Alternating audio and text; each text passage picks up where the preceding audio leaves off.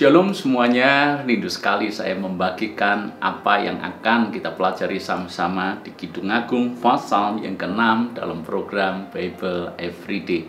Menurut banyak ahli tafsir, maka pasal yang ke-6 ini merupakan rayuan daripada Raja Salomo untuk mengembalikan si gadis sulam kepadanya. Jadi rupanya si raja sangat menginginkan gadis sulam lebih dari apapun.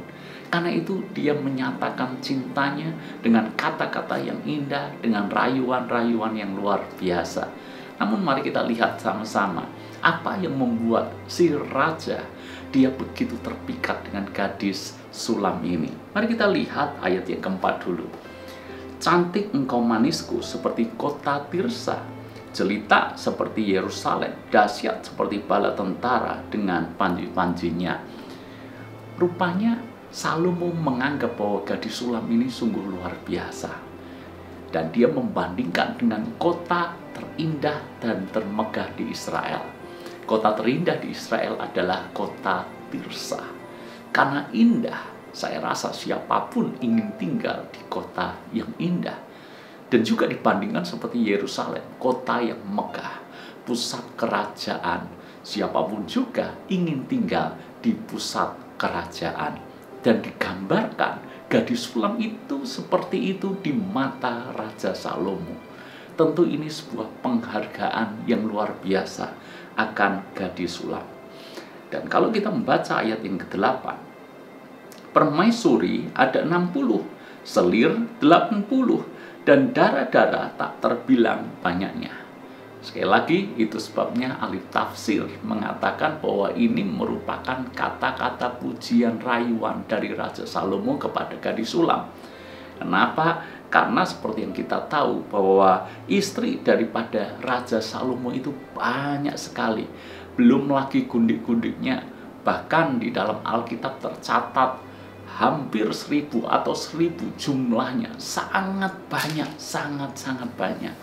Makanya dengan istri yang banyak, dengan gundik yang banyak, kenapa Salomo masih menginginkan gadis sulam ini? Kalau gadis sulam ini biasa-biasa saja, tentu Salomo tidak perlu merayunya sedemikian luar biasa. Bahkan di dalam ayat yang ke-9, mari kita lanjutkan.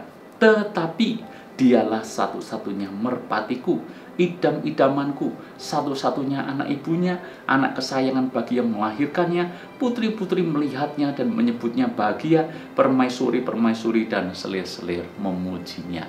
Salomo sendiri mengakui, tetapi dialah satu-satunya merpatiku. Artinya gadis sulam ini dianggap Salomo lebih dibandingkan istri-istrinya, dibandingkan dengan gundik-gundiknya, dibandingkan dengan darah-darah lain yang mungkin bisa menyukakan dia. Tetapi gadis sulam ini tetap yang spesial buat dia. Apa yang membuat gadis sulam ini spesial di mata raja? Ini yang akan kita pelajari. Apakah gadis sulam ini cantik? Tentu saja jawabannya adalah relatif. Karena kecantikan itu relatif. Menurut satu orang cantik, menurut orang lain belum tentu. Kecantikan itu relatif.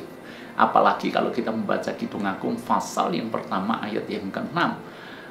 Gadis sulam sendiri mengakui bahwa kulitnya hitam. Jadi kulitnya hitam. Apakah dia cantik? Relatif.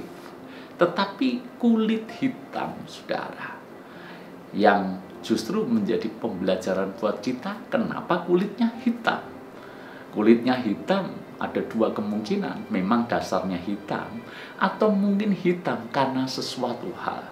Dan kalau kita membaca Kidung Agung pasal yang pertama, kulit gadis sulam ini hitam karena dia harus menjaga kebun di terik matahari. Jadi dia kulitnya hitam karena bekerja, karena dia taat kepada orang tuanya. Dia menjaga kebun anggurnya dengan baik. Rupanya justru kecantikan di dalam itulah yang memikat hati Salomo, bahwa si gadis ini punya sikap yang baik, punya sifat yang baik, punya sifat yang terpuji, punya sifat yang setia, punya sifat yang menundukkan diri kepada orang tuanya, dan seterusnya. Kelembutan hatinya, ini yang justru memikat Raja Salomo. Maka ini gambaran daripada kita mempelai Kristus, gambaran daripada kita gereja Tuhan. Yang terpenting sebetulnya bukan kesalehan dari luar, yang terpenting justru kecantikan kesalehan yang ada di dalam ini. Manusia roh kita lebih penting dari apa yang tampak dari luar. Apa gunanya kita kelihatan saleh, kita kelihatan rohani, dari luar kita kelihatan orang yang sangat agamis, kita berdoa, kita membaca firman, kita beribadah, melayani, dan terlihat oleh banyak orang, tetapi yang ada di dalam sungguh bertolak belakang dari hal itu. Maka apa bedanya kita dengan ahli Taurat dan orang-orang Farisi? Dari luar terlihat saleh, tapi dalamnya penuh kebusukan dan kejahatan. Yesus sendiri bahkan mengutuk mereka, celakalah kamu, hai ahli Taurat dan orang Farisi. Dikatakan seperti kuburan, dari luar dilabur putih indah, tetapi di dalam hanya tulang belulang dan kotoran yang busuk. Maka halnya si gadis sulam, dari luar mungkin cantiknya relatif, apalagi kulitnya kepanasan sehingga menjadi legam, tetapi hatinya sungguh menarik Raja Salomo. Maka sungguh indah kalau apa yang di dalam hati kita ini, kecantikan batinnya kita ini, membuat Tuhan berkenan akan hidup kita. Karena itu jangan habiskan waktu hanya mempercantik apa yang dari luar.